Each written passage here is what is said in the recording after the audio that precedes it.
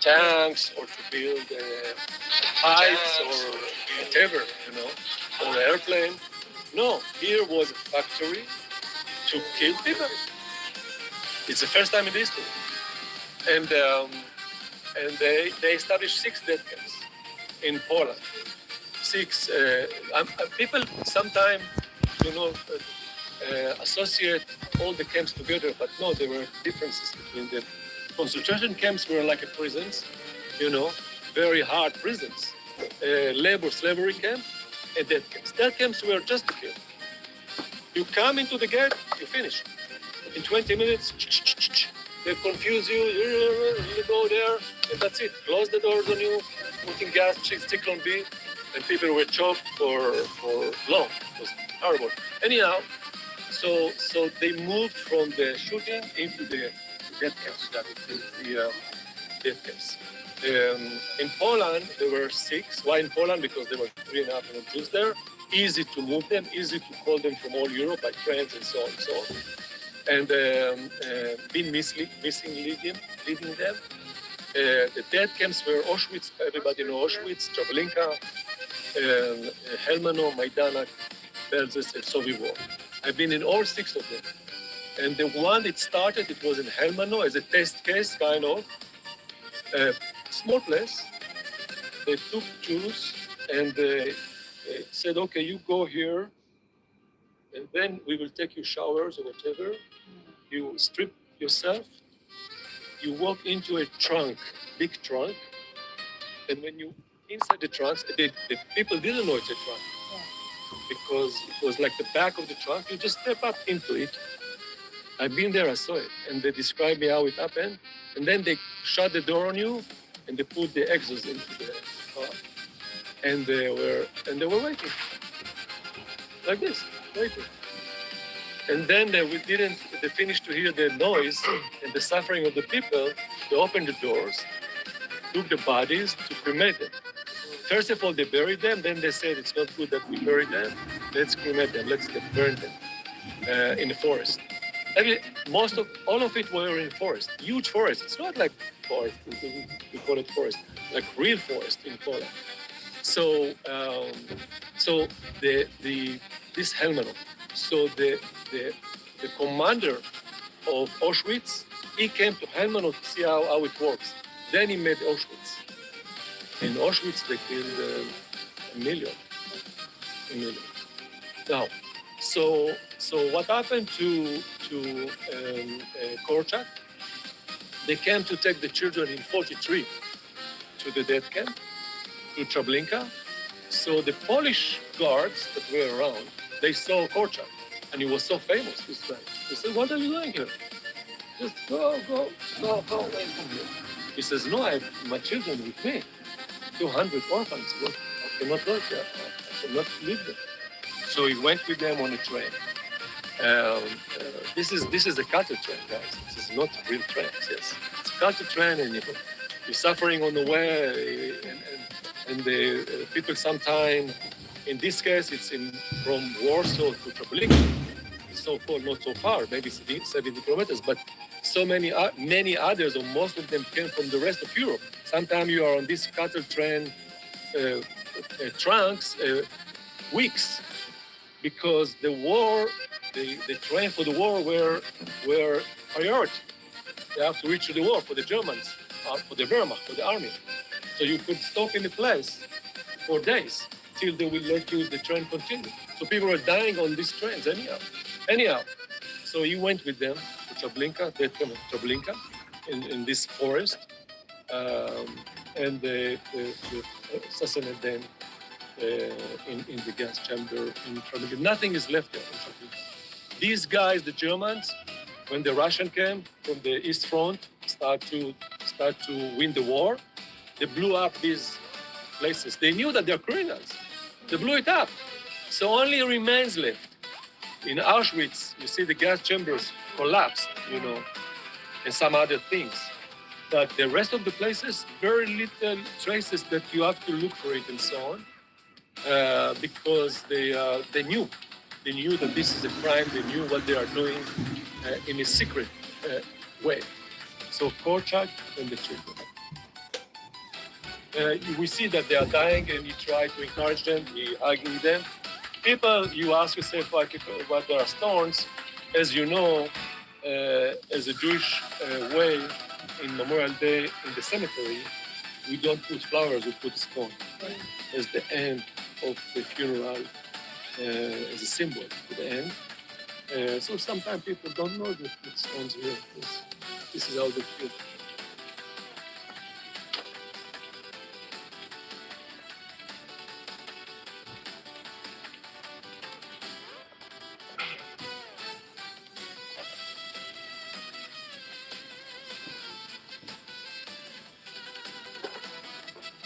Memorials around the Yad Vashem where we are, it's not big, 26 million, including the beneficiaries. This memorial, it's unique, it's different. Pillar here. Why is different? Because it's not for the Jews in particular and not for the victim, but for those that helped to defeat Germany. Germany during the war, Allies forces, partisan resistance, rebels, it doesn't matter where in Europe, helped to defeat Germany, and we own them. We own them in freedom, because if they were not paid in their life, there were no reward, and Germany won the war, and who knows what the history would like. So this pillar this is the highest point in Yad Vashem, and you can see this pillar from everywhere. So wherever we are in this area, we look and we have to remember these people that came in their life, or our life today, in the world in general. Yes.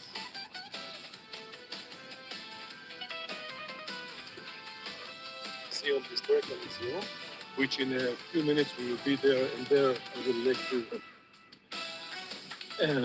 It's not a regular building. The architect, Moshe, he didn't want a regular building. He made a triangle, concrete triangle, and through it you walked and you have to move from place to place, not easily.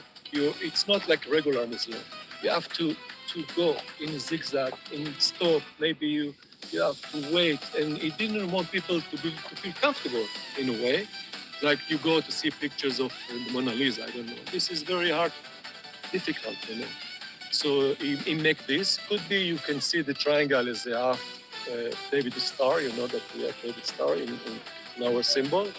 And he put glasses because Holocaust been seen. It wasn't in dark. It was transparent. People don't tell us that you didn't know. People knew what's going on. So he put this to tell us. And if you look carefully, even the covering for the condition of the hair over there, it's like designed like a helmet, like a German Nazi helmet. Yeah. So everything is associated to the war. We are in a war, Second World War. This place here, how do you go? This place, the whole of the unit, the cemetery is the same. But this is very cemetery. This is dry, left side of the eye. Then the left, not all the camps,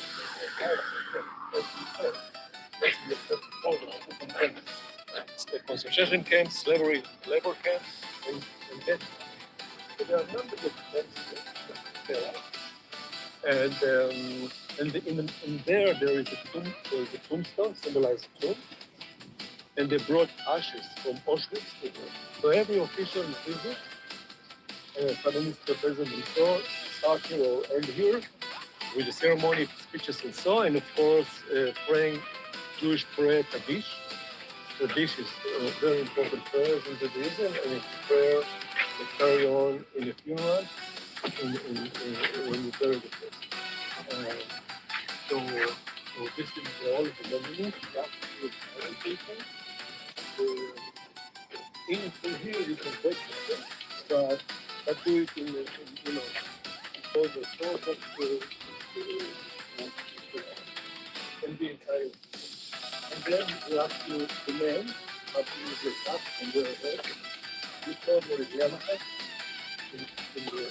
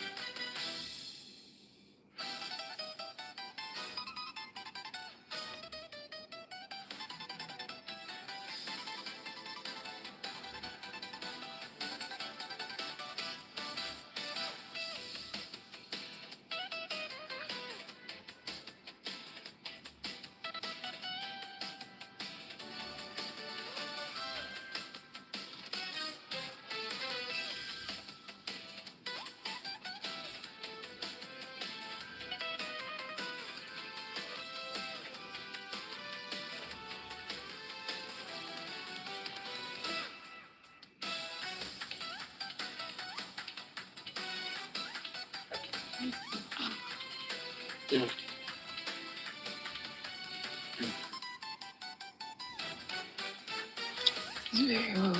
It's very so sad.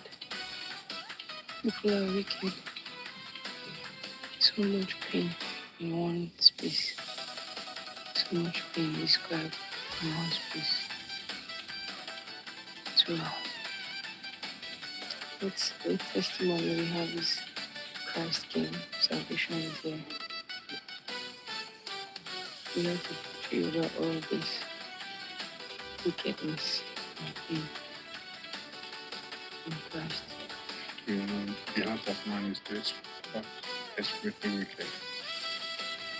But God has a way of always giving us a victory. Love and God.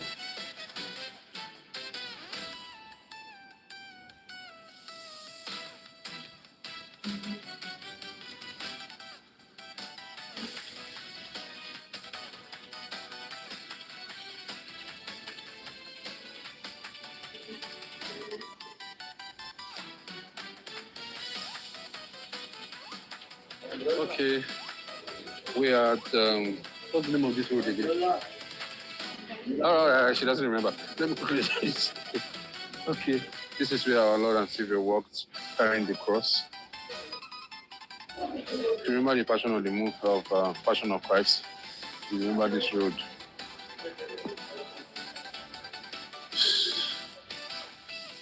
Well, it's currently raining here in Tel Aviv. It's cold. But you don't even feel the cold because of the emotions, because of what God did for us, because of how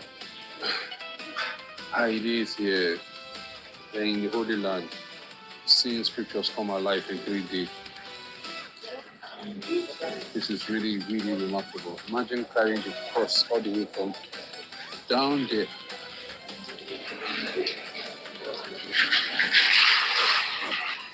I know the cross is really very heavy. I don't know the weight, but I will let everybody know later. Okay.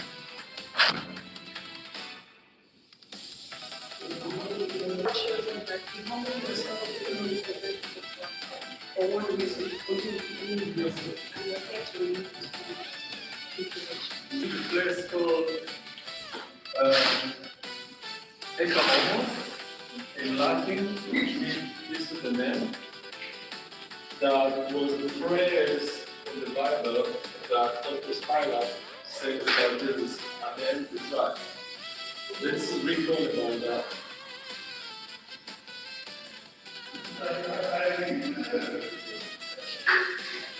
John chapter 19, verses 4-5. Then Pilate took Jesus, and Pilate went out again. This is the day of the Lord. He said unto them, Behold, I bring him out unto you, that ye may know that I find no fault in him. And Jesus came out, wearing the crown of thorns and the purple robe.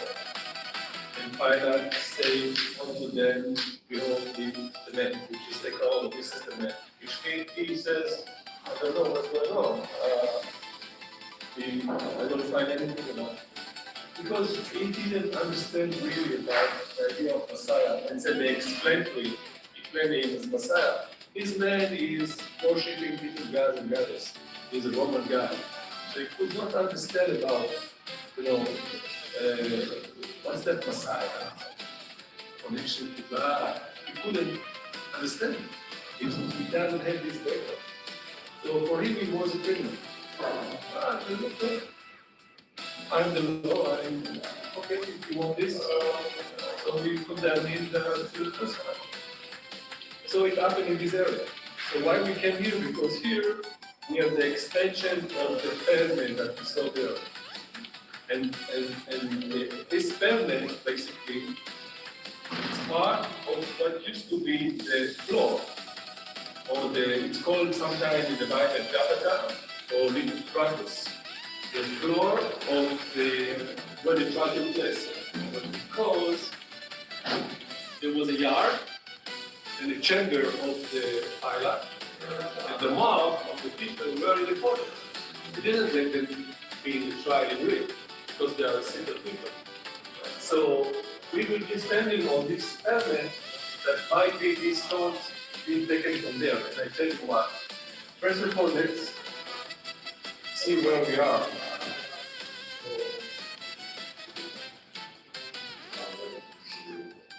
Okay, take a look at here. That's the temple mount. We can put this gate. This is what I guess. When we enter, we look on the left, and then we get here into the temple. Then we walk. We walk and we turn to the pools. Here they are.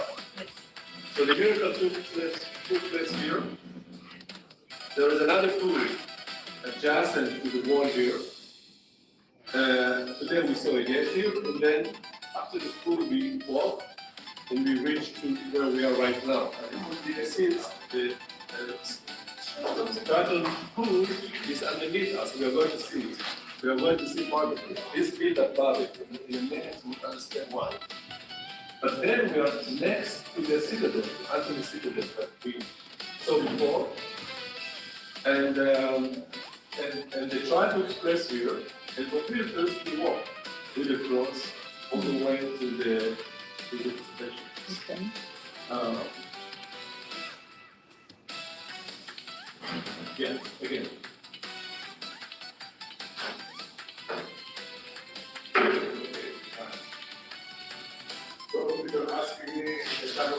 Okay, again, this is the map of Jerusalem.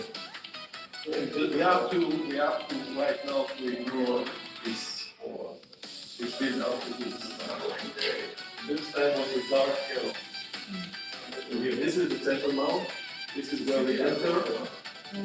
That is the pool. That is where we are right now. The Ekahomo area. And later on, when Jesus was given the cross in here, he walked from here all the way to the other mountain. Today it's the market. It's the Muslim quarter, the market, and then he walked this path. And around here, which is the Islamic church. The garden tomb is around here. So we walk today this office. It is, and we will stop along the stations. We have passed now the station, not 1 and 2. So this is how Jerusalem was in this time. The dark yellow. Yeah? Later on, we will understand when they build another wall for the Roman in the city. This was where Jerusalem started when it started in the city of David. We look at it from here, remember? Yeah. City of David, 5,000 years ago, 3,000 years ago, the city started to grow from here. Why it grew? They built all around. They grew a bit more, they built a wall, another wall here. It grew more, they built another wall. So we have all three these traces of this wall. That's why all these areas in what the other areas. So it's not large. It's not large. It's like, as we said today, today it's kilometers. Okay, and if we look at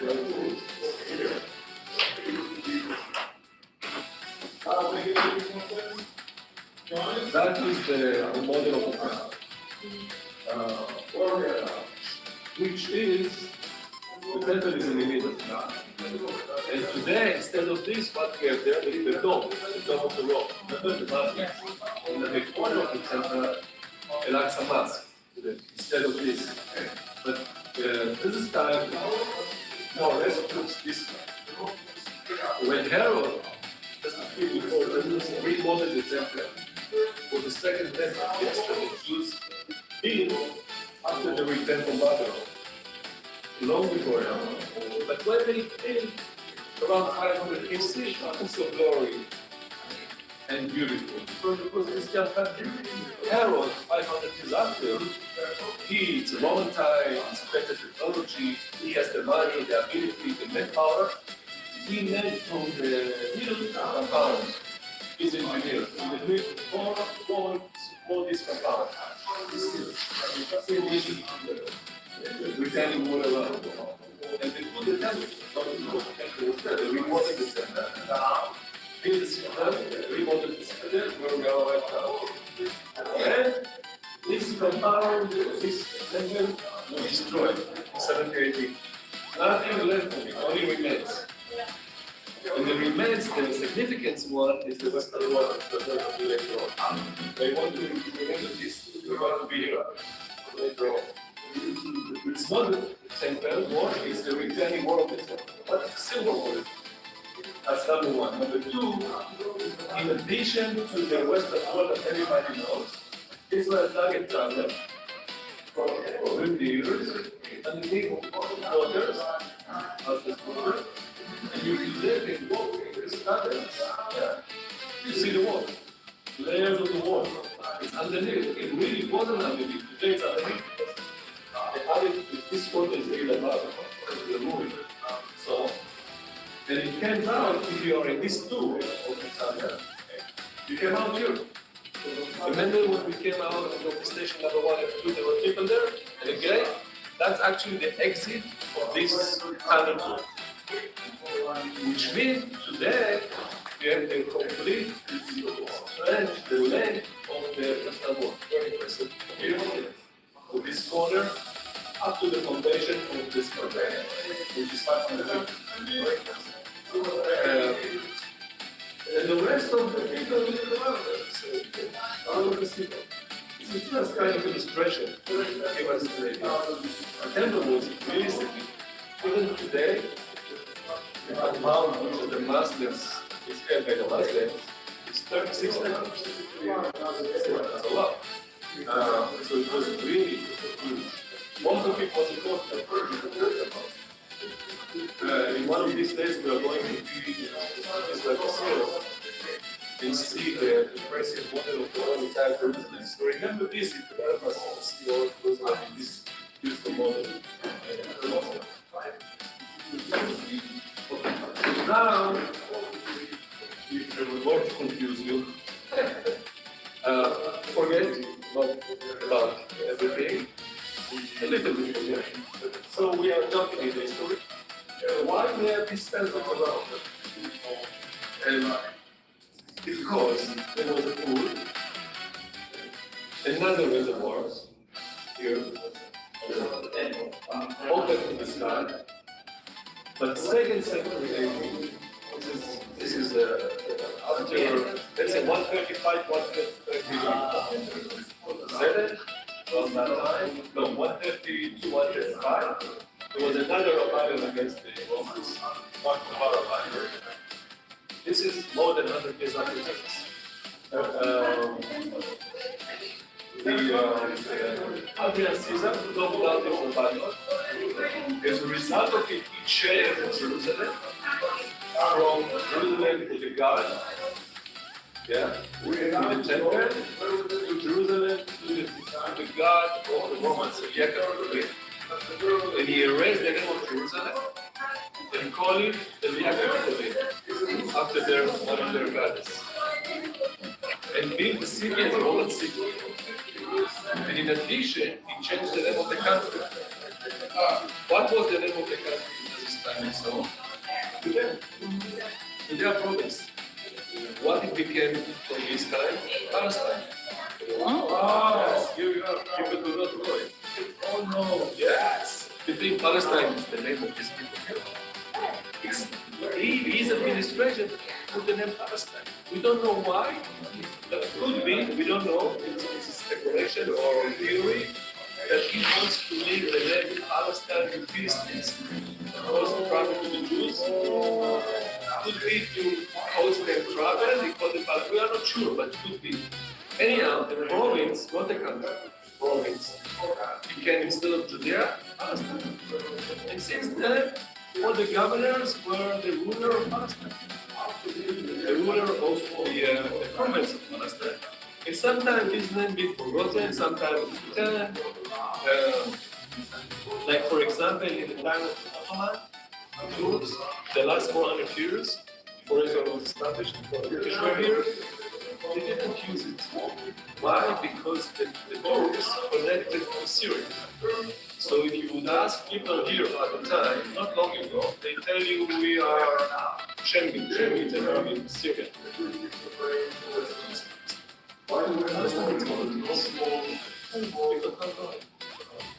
Who brought it back? The British. You know the British were, so they were part of that. So, yeah. So the British, they took the name Palestine, and they called Palestine, by the way, called Palestine in the whole area, including Jordan.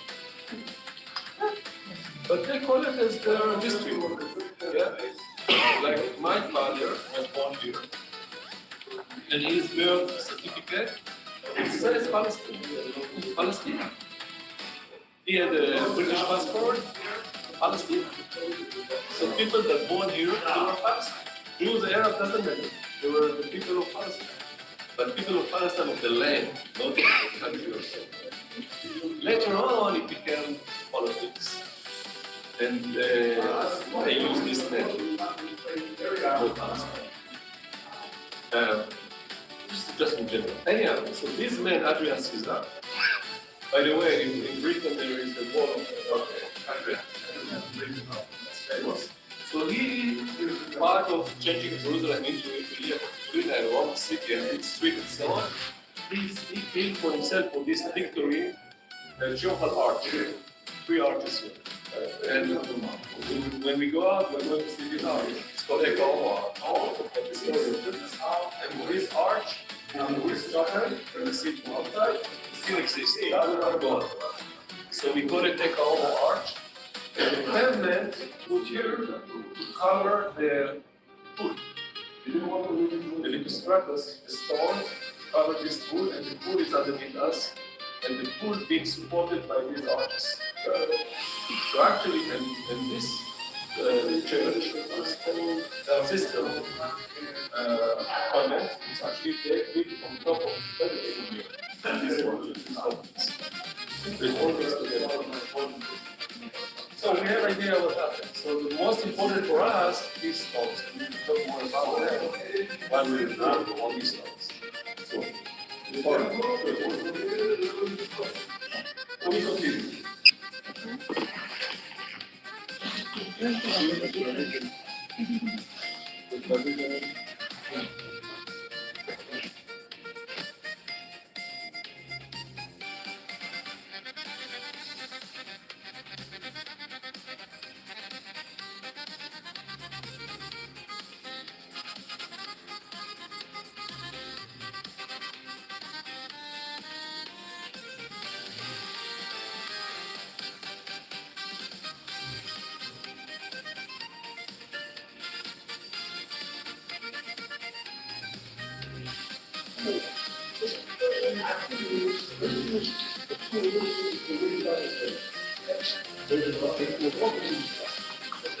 It was open to the sky. As we have said before, there were numbers of reservoirs around the country, Around the city. So this is one of them. The Beit Hizda was much larger than this, but this was one of them. you see the foundation of it. That's the foundation of it. All around, by the way, We see only part of it. Behind here, there are more extension of the pool. it's on the other side. It's actually in the tunnel too. You can see it. So it was numbers of pools around here. And why it became indoor? Because of the pavement of Adrian Caesar project. So they make it indoor. Why? Because they still wanted to use the water. So the pool became indoor pool. Yes. See the foundation of the arches all around where you look. Very fancy. Yeah, it's the second century. It's a whole building. And then they said that, especially because they want the arches, the purple arches to build. Beautiful plaza, Yes, and then the arches. And it was like a road in the city. Now, surprise, surprise, there is rain today, and it proved that it can filled up by the rain. And that's the reason of these pools. The pools that we see around the city in the ancient times been filled up by the rain. But you have to leave the water into it. Here, we suppose it's a mistake. It shouldn't but there is heavy rain and probably it's leaking into it. But for us, it's helped us to understand how this function as a fresh water from the rain. You see?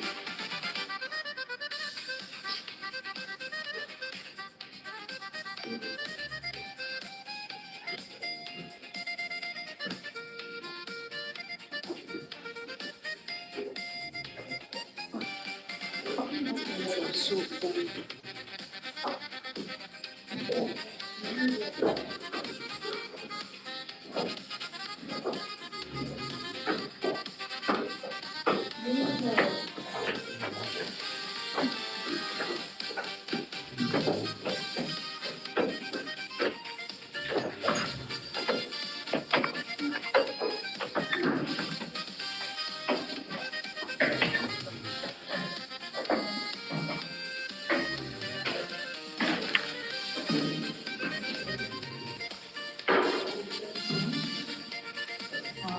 wow. I didn't see that Jesus.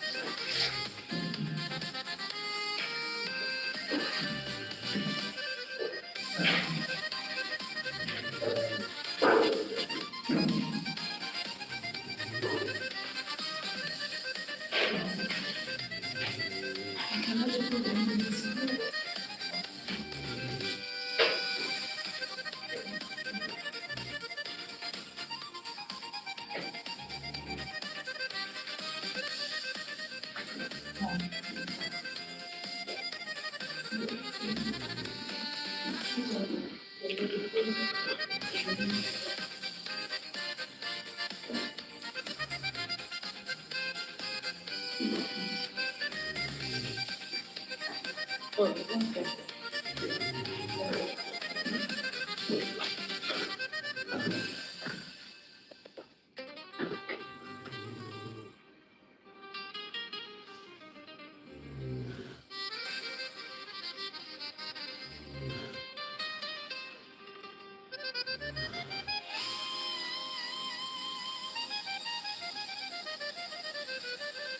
Segment been held again for the Ekaomo artist, the triumphal arch of Adrian as a symbol of the victory against Egyptian in the battle. So why these stones are so important? I tell you, many years ago, or years ago, you used to bring people here and tell them the trial took place here. And they speak it, not just the version of the Bible. That's what they are, and what the silent has to be. Now the historian, the other priest, the pastors, the other says, be more accurate. This is more belongs to the other important cities. No, why they are important? Because there is very high chance that this stone will be taken from the Lucas Palace. Because Jerusalem destroyed so many times and they use material. I can tell you, jumping to the Ottoman times, the wall that you see around Jerusalem, 4 kilometers. 4 kilometers. Impressive. None of it's a lot of stone. Dozens of thousands of stones. None of the stones on the wall around 4 kilometers been cut in the wall. None. You ask me how come? Use free material. You took stones from previous walls, from buildings around, and then the builders. He said, well, why do we need to go to a wall? We have material here. And they use it. That's why when you walk around 4 kilometers, you see different kind of stone. Big, small, this kind, this color, this. As well as here, they build the terminal. The citadel of Antony was destroyed because of the Roman, the Roman lockdown. It's in nearby to the plaza. So there is a high chance, yeah? You can say it in English, high chance? Yes, sir. Okay, high chance that this permit, or some of it, or all of it, being taken from the north. It's not where the trial took place. That's why this became important. That's why it should be bring. And sometimes we see that the Roman soldiers were patrolling and the policemen and they were bored, long shift, who knows, days and so on. So they played and they drew. That's why they kept this scratch and the streets. This game, when they play. So You know, when the planets also kind of disappears. So we see it here. There's another one over there. If you want to see it fly, so it's another approval that when the Roman soldiers were patrolling here nearby, so so then it was another day.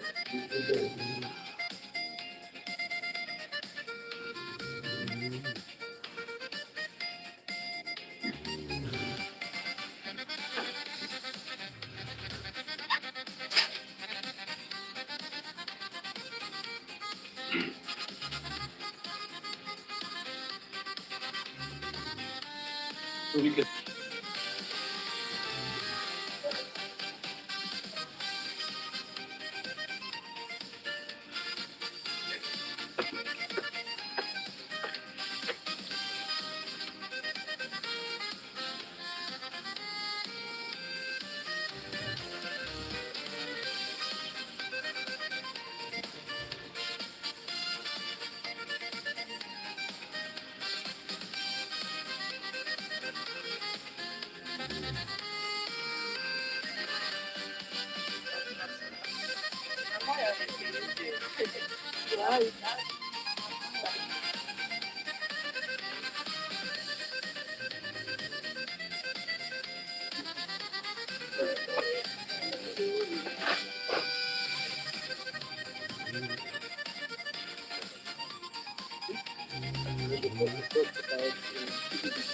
We need for them memorial.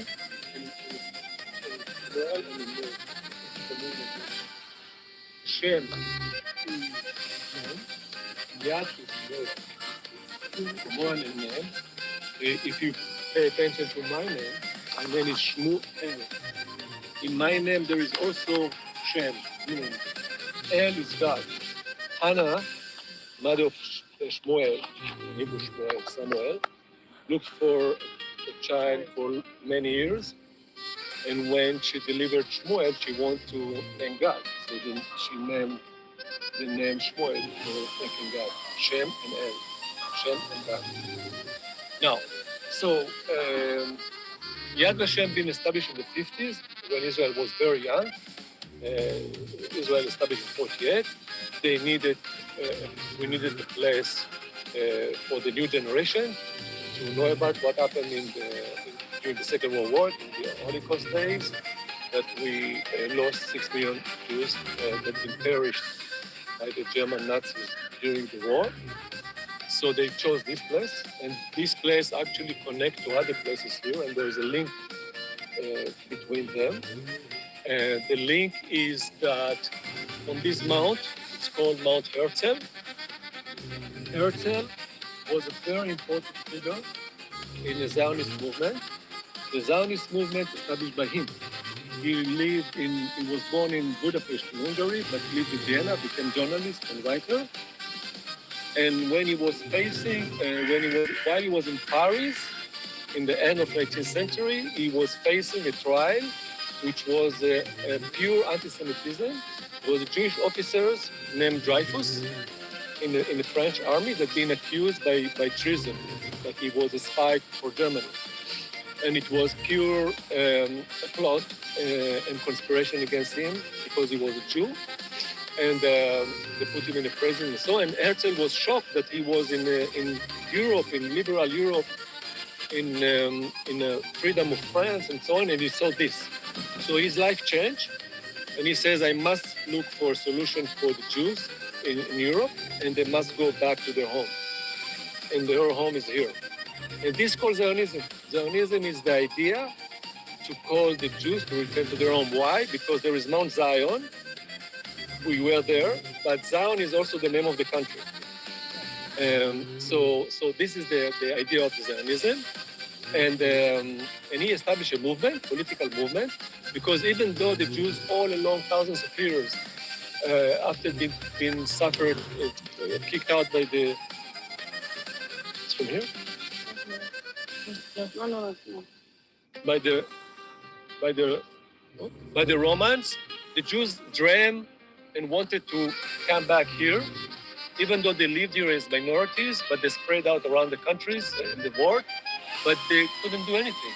But he changed it into political movement, Zionist movement, and he wanted to call the Jews to come, and they start to come little by little to return in the end of 19th century. So he buried there.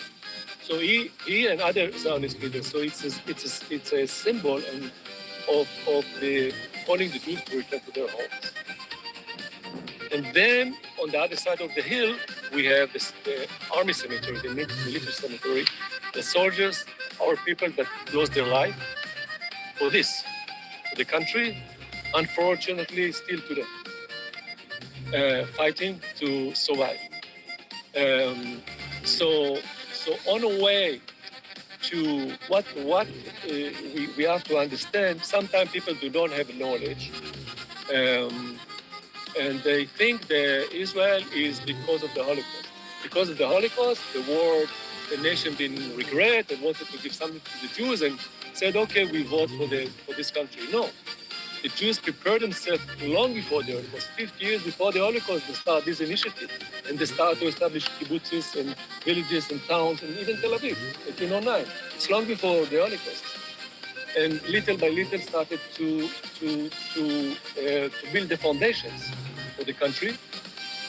On the contrary, if we were achieved the country before, in the 30s, let's say, we could call the Jews to come here as a shelter. So Israel is not just a country, it's a regular country, like I'm living in London or I'm living in California or I don't know where. It's also a shelter for the Jews. Wherever you have problems, you can come here. And by the way, immigration as a Jew to here, it's in one day you are a citizen. You don't have to wait. You come and you next day you are a citizen. First day, that's the idea of this country. This is the whole idea. It's a homeland, but also a place as an anchor to stay here. But we have to prove it every day and fight very strong for this country, as you know. Now, so we see the link between these three sides: the Herzl, the Zionism. On the way to achieve the idea of Herzl and the Zionism, we suffered and lost 6 million Jews, which is here, the memorial, and the military cemetery, the army, the soldiers, the people, our people, that paid in their life for it. Now, the museum, the site itself is not just one place. There are lots of activity here and memorials and so and so. There is the administration, the archive, which holding in the archive housing millions of authentic documents, not just movies on TV or other element and so on. So it's real documents that in here in the archive, and research from all over the world are doing still work about the Holocaust, historians and others. We have the historical museum, which is later on I will let you walk by yourself there, give you some ideas about walking there. And in here we have memorial for the children and the 6 million Jews that been murdered. And it's important to say they didn't kill, they murdered. They took them from their homes, being misleading them. It wasn't like today with all this communication and you know what's going on and every things happen in Australia, a kangaroo jump and in the same second that kangaroo jump, something happened in Nigeria, you know it, you immediately read about it. So it wasn't this war, it was different war. So I've been in Poland 2 years ago, and I visited all these 6 death camps that they established, the Germans. So, you see how they designed it, and it was really horrible.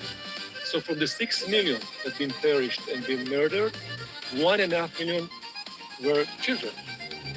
When we are saying children, babies. And they just took them with all the family together, and they didn't know what's going on, and it was a chaos situation. So the architect, Moshe Safdie, he wanted a place for the children, and he took this place. It's a room with one candle leader, but this candle, when you walk there is reflections through mirror and glasses that you look for endless numbers of candles. So for each candle that we look in the horizon, in the room, it's for a child. And it has a voice that says, the name of the children that lost, the age, and the country from where they came. It could be in Hebrew, English, or Yiddish. Yiddish is another language that the Jews spoke at the time in Europe. So we go through it. It's dark, but be trusted, it's flat. And there is a railing on the right side. You can hold and walk, and no photos inside. So we have to respect the place. Okay. So, and we should be in silence and walk to the other side.